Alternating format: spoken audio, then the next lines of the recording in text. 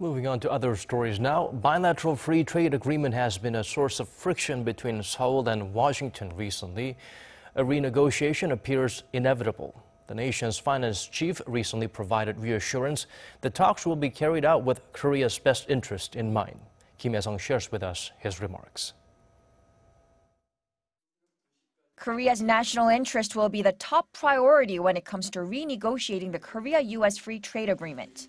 That's what Finance Minister Kim Dong-yeon said at an economic-related ministers' meeting Wednesday, insisting Seoul will reflect the interests of the country's industrial and agricultural sectors while taking the whole economy into consideration. To come up with a renegotiation plan, the Trade Ministry has conducted economic feasibility studies on the FTA and has gathered opinion from the agricultural and manufacturing sectors through 2 public hearings and 26 rounds of meetings.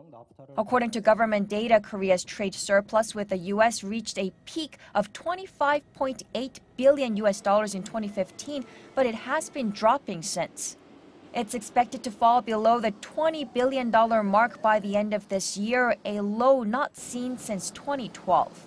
The Trade Ministry says the report will be submitted to the National Assembly this month, finalizing the last domestic legal process to start FTA renegotiations.